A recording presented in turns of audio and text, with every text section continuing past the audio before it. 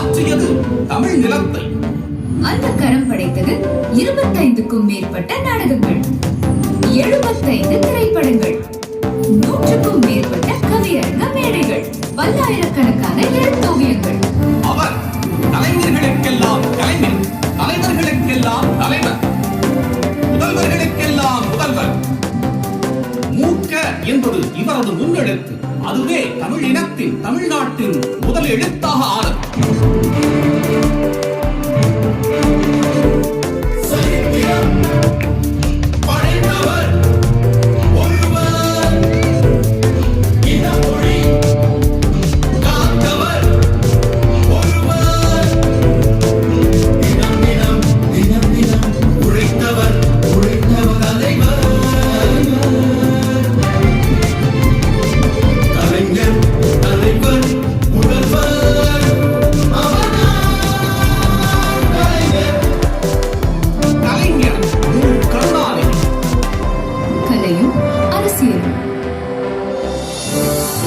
தஞ்சை தரணியில் திருக்கோளை எனும் செற்றூரில் அஞ்சுகம் அம்மையாருக்கும் முத்துவேலருக்கும் அருமை மகனாக பிறந்தார் மு. கருணாநிதி.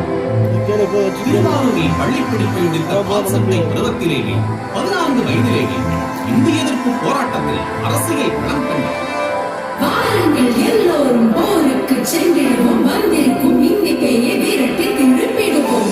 மானவரேசன் கையெழுத்து பத்திரிகை நடத்தியதன் மூலமாக பத்திரிகை ஆசிரியர், சிறுவர் சீர்திருத்த சங்கம் ஆரம்பித்ததன் மூலமாக அமைப்பாளர், தமிழ்நாடு மாணவர் மன்றம் தொடங்கியதன் மூலமாக அமைப்பின் தலைவர் என விரதி தலைவராகவே வளர்ந்தார் கலைஞர்.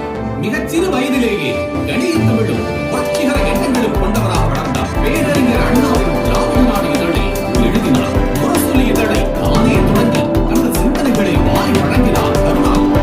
சீர்திருத்த நாடகங்களில் திருவாரூர் எல்லையை தாண்டி பல பகுதிகளில் அரங்கேற்றினார். நாடகம் அரங்கேறிய ஊர்களிலெல்லாம் திராவிட தீபம் எரிய தொடங்கியது. புதுச்சேரியில் பெருவிழால் தாக்கப்பட்டார். கலைஞரின் ஊதியையும் வீரமிக்க வரிகளையும் இழந்த தந்தை பெரியார் அவர்கள் ஈரோட்டுக்கு அழைத்துச் சென்று குடியரசு இதழில் துணையாசிரியர் ஆக்கினார். அரசியல்வாதியும் தலைவரிலும் கலைஞரின் எழுச்சி தொடங்கியது. அரசியல் எண்ணங்களை மக்கள் மத்தியில் விதைப்பதற்கு திரையுலகத்தை சரியான பாதையாக இடம் கண்டார் கலைஞர்.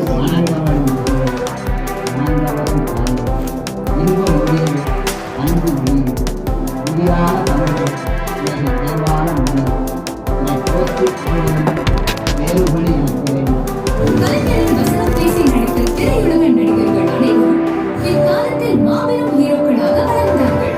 எம்ஜிஆர் புரட்சி நடிகராகவும், சிவாஜி கணேசன் நடிகர் திலகமாகவும், SSR லட்சிய நடிகராகவும் வளம் வர காரணமாக அமைந்தது கலைஞரின் கதைகளும் அதில் இடம்பெற்ற வசனங்களும். காலத்தால் அழியாத காவியங்கள் படைத்து திரையுலக சக்கரவர்த்தியாக கோலோச்சினார் கலைஞர் மு. கருணாநிதி. கலைஞரின் வசனத்தில் எம்ஜிஆர் கதாநாயகனாக நடித்த படம் மந்திரி குமாரி. சிங்கங்கள் உலகம் காட்டிலே திருநதிகள் திரிவது போல இன்று நம்ம நாட்டு சுற்றறிகள் ஒரு போராட்டம். நீங்கள் ஒவ்வொருவரும் பக்கமாக கிளம்புங்கள். இங்கே தமிழர்களே நாடக மேடைகளில் தொடங்கிய கலைஞர் சிவாஜி கணேசன் நட்பு வளர்ந்து பராசக்தி திரைப்படத்தில் மின்னி மிளிர்ந்தது. கோவிலே குழப்பம் விலகிட்டு கோவில் கூடாது என்பதற்காக, கோவில் கொடியவரின் கூடாரமாய் இருக்கக்கூடாது என்பதற்காக, பூசாரியை காட்சி அவன் பக்தன் என்பதற்காக, பக்தி பகல்வேஷமாய் ஆகிவிட்டதை கண்டிப்பதற்காக சிலப்பதிகார காப்பியத்தை பூம்புகார் எனும் திரைப்படமாக நடித்தார் கலைஞர். கண்ணகி கையில் தனித்திரம்பரம் வந்திருக்கும் கண்ணகி, நீர் வலுவா நெடுந்தெளிய பாண்டியனை துணிந்து இளையராஜ வந்திருக்கும் கண்ணகி. கலைஞரின் எழுத்தில் SSR ஜெயலலிதா மணிமகுடம் திரைப்படத்தில். நீங்கள் யாரை தேடுகிறீர்கள்? மானை தேடி வந்தேன். அதே மான்தான் நான். உங்கள் பார்வைப்பட்டு மகையாகிவிட்டேன். மகான் உன்னை மான் என்று வர்ணித்திருப்பார், மயில் என்று புகழ்ந்திருப்பார். பரவாயில்லையே, பகுத்தறிவுக்கு நீங்களும் வேலை கொடுக்கிறீர்களே. வண்டிக்காரன் மகன் அறிஞர் அண்ணாவின் கதைக்கு திரை வடிவம் தந்தார் கலைஞர். வழி வாங்கறதுக்காக நான் பஞ்சாங்கத்தை பண்ணி நாடகத்துல பாத்துட்டு இருக்கேன். வழி வாங்குற படலத்தை ஏற்கனவே நான் எழுத ஆரம்பிச்சேன். அது முழுக்க முடிவடைகிற காலம் வெகு தூரத்துல இல்ல. உங்ககிட்ட உண்மையை உணர்த்த வேண்டியது என்னுடைய கடமை. கலைஞரின் ஒரே ரத்தம் திரைப்படம். தளபதி மு. க. ஸ்டாலின் திரையுலகிலும் கொடி நாட்டினார். காய்கறிய விஷவசம் மாதிரி போட்டு இந்த சமுதாயத்தை கெடுத்து வச்சிருக்கிறது சாஸ்திரங்கள் சம்பிரதாயம். அதைத்தான் ஒரு சொல்றேன். உழைக்க ஒரு வர்க்கம், உண்டு கழிக்க ஒரு வர்க்கம். இந்த சமுதாயத்தை மாத்த ஒரு பெரிய புரட்சியை பண்ணணும். கலைஞர் தனது 87வது வயதில் படைத்த 75வது திரைப்படம் இளைஞர். திரைப்பட பாடல்கள் எழுதுவதிலும் தனது முத்திரையை பதித்தார் கலைஞர். வாழ்க்கையும் ஓடம் வழங்குகின்ற பாடம் மானிடனில் மனதினிலே மறக்க ஒண்ணா வேதம். வாழ்க்கையும் ஓடம்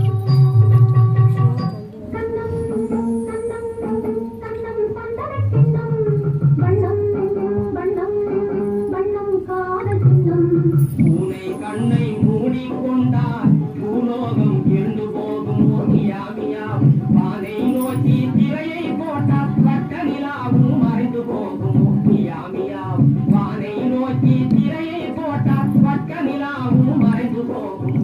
காகிதவாடம் கடலை மீது சோவது போலே மூவரு போவோம். ஆற அமர கொஞ்சம் யோசித்து பாரு. நீ அடுத்து வரும் தலைமுறையை சிந்தித்து பாரு. ஏற ஏற பார்த்து இடைகளை போடு. நீ எல்லாருக்கும் பிறருக்கும் தடைகளை போடு. ஆற அமர கொஞ்சம் யோசித்து பாரு. நீ அடுத்து வரும் தலைமுறையை சிந்தித்து பாரு.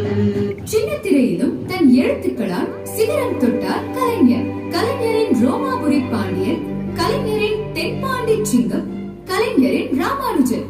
ஜீவகாருண்யம் நம் உடலில் ஊறிய ஒன்று.